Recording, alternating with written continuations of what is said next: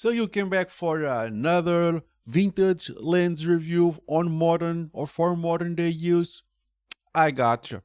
Today I bring you the Zuiko 28mm 2.8. This is an original Olympus lens. This is not a copycat. So I'm going to leave the technical details for the description, because that's not what you guys came here for. You came here for the actual lens and some results. So I'm going to bring you this is the Olympus Zuiko 28mm 2.8. So it's a wide angle. You can say it's a wide angle. And mine here, it's in perfect condition. All right, here we go. Perfect, beautiful, beautiful. And it has a little classical lens hood. It looks really nice here. Let me get the thumbnail. There we go. Thanks for your patience. So yeah, so this was tested as usual. I think you can see it. It was tested on my trusty 5D Classic full frame camera. There she is. So yeah, as usual, I mounted it on my trusty 5D, my full frame camera. The test subject today, it's a little bit different. It's not my teddy bear, because I think this one works fine, and it has even more detail for you to look at. So let's come here and check out some details. So here we have Lightroom. So I have some pictures of they were taken at 2.8, 4, 5, 6, 8, 11, 16, and 22. So don't pay attention to this here, because since this is mounted with the lens adapter, the camera will not be able to make out the readouts of all that stuff. But trust me. Sorry. So this is at 2.8. Zero processing, zero editing, no sharpening, no contrast, nothing. Just the better exposure I could get, and focusing manually, of course, with the camera beeping when the focus is ready. So this is 2.8. As you can see, looks pretty great. Bear in mind that YouTube is going to butcher this a little bit with compressions and all of that stuff. So, but here we go. This is at 2.8.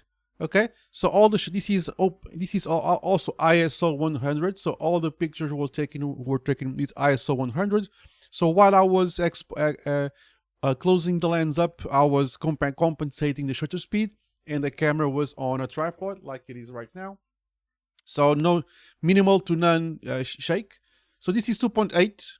As you can see, nobody's going to look at pictures with this type of zoom. But and also if you were checking your pictures on the back of the lens, damn it, on the back of the camera, don't forget that some cameras have an old back screen, and they are not going to show, especially old cameras. Modern cameras not that much, but if you are checking your pictures on the older cameras like the 5D Classic, don't trust the sharpness you see there, because that's not going to be realistic. You should actually see them on the computer. So if it looks sharp PKQ on the back screen, it should be fine on the screen. So this is 2.8. Again, bear in mind that YouTube will butcher this a little bit, and it looks great. I will use this all day long. Okay, so nice and wide, and you can see all the text. Of course, this is 2.8. It's going to fall off really quickly throughout the focus field, the focus plane. So you can clearly see everything the word makes. It looks great. It gets even better if you process it. But I have the no processing. As you can see here, I have the nothing, and this is converting to TNG from a raw file. Okay, so looks pretty awesome, pretty great. I love this. Now, if you progress to the next aperture in the range, which is f4, it gets even better. Of course, it does. And if you look, the vignetting goes away quite a bit, right? There's some vignetting here. It's almost clear, and the sharpness gets even greater. Look at that. Then we go to f6, and the vignetting it's just gone. You just cannot consider it, and it gets way sharper. Look at that. Beautiful, beautiful, beautiful. So let's go 2.8 here. Sharp, very sharp, sharper, even sharper, and then after 5, 6 we go to f8. So it gets sharper even. Okay, and the vignetting is gone. So vignetting is nothing you should consider at this point. I mean, from f4 above, you just vignetting is gone. Now f8, f11, and then you go to f16 and f22. Okay, so from f8, from even f4, f5, 6, f4 beyond, sharpness doesn't get much better. So this is 4, 5, 6, it's already very clear, and from there on, so you just 5, 6 is already very clear, and now you just don't get much sharper as you go throughout the range, but of course you get depth of field. So at f22, you can see my window, you can see my blinds back there, you can see my blinds. My blinds now get a little bit blurrier, blurrier, and the blurriest. Of course, this is a wide angle lens, so the background will not get too much blur. But what you gain is sharpness and less vignette. I think 5.6 is already a very good sweet spot. And you can see f5.6 is already pretty sharp, and f8 it's very sharp. And from f8 beyond, you don't really see much difference in sharpness, and you only see difference in depth of field. So I would use this f2.8 all day long.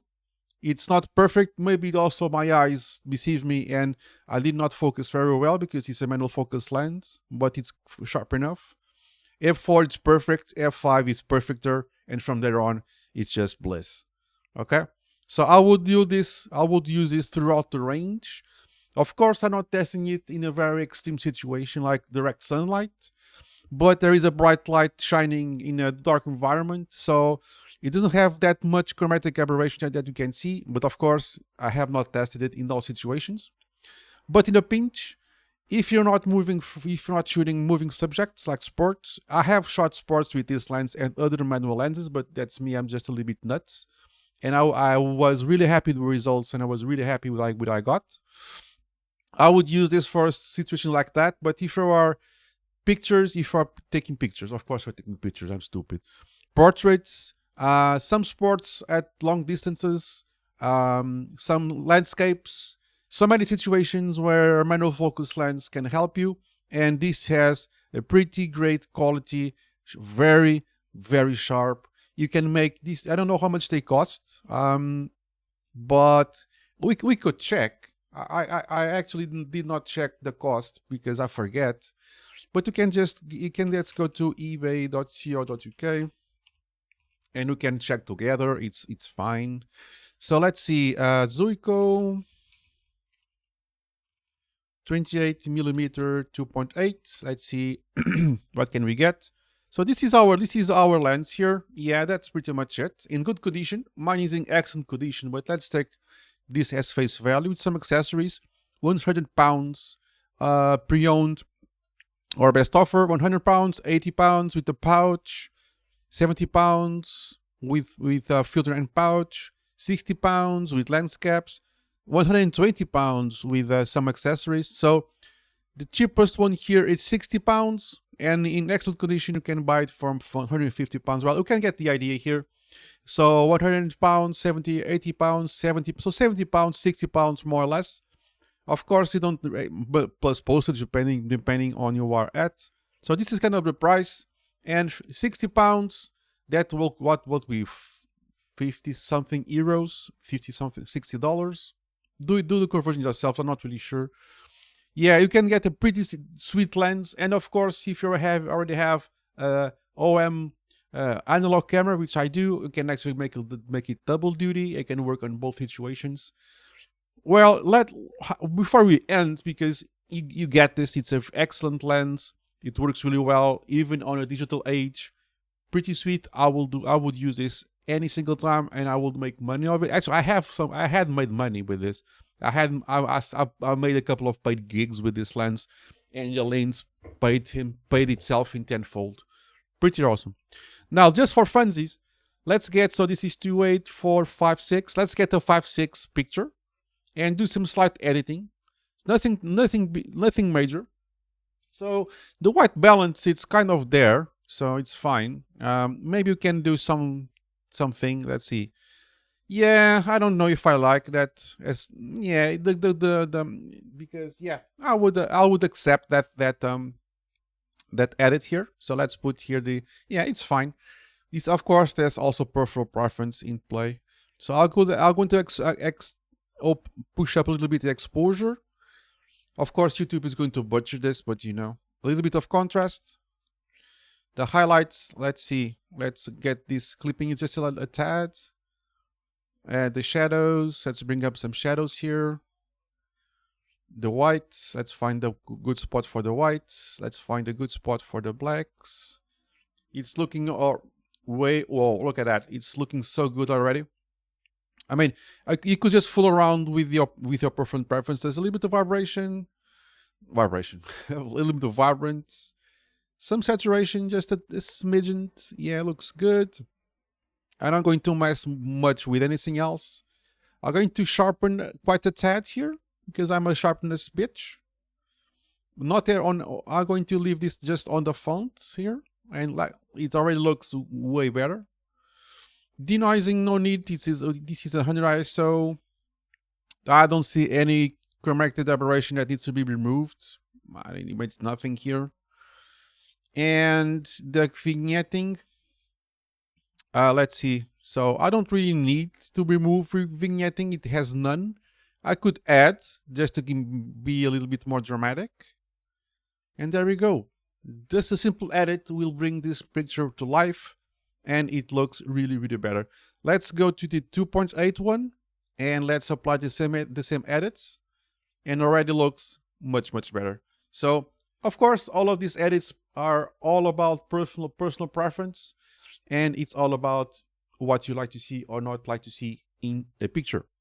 So this is the Olympus Zuiko 28mm 2.8 lens. Some sample pictures on picture mode. I will make a follow-up video where I will take a video and show you this lens in video mode. Like and subscribe, it really helps. And so you can also get notified all about the news and the upcoming video about this lens for video. Like, subscribe, and comment, it really helps. And I'll see you in the next one. Cheers, guys.